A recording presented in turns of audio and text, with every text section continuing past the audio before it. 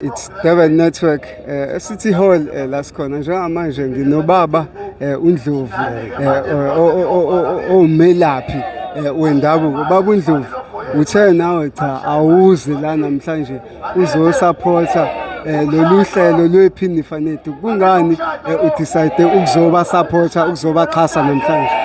Ukuthi ngijabule kakhulu mangishothi kanjena mina ngijabulisa kakhulu ukuthi nakho-ke manje amaphoyisa bhekane nometro.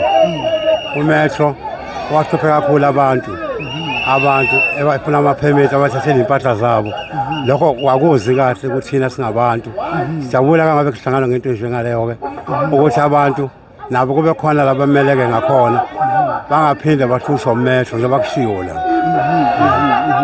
Mhlawumpe njengomuntu okhulile olazi iPhinifa neDuku ukuthi lisho ukuthini, kuyinto enhle yini ukubona iPhinifa neDuku selithengiswa nezinye inhlanga ezingaliqondi ukuthi lisukaphi?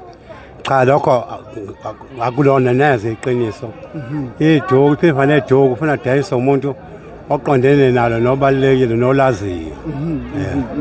Ubaba yena mhlawumbe uhlobo oludayisa ngemithi yesintu.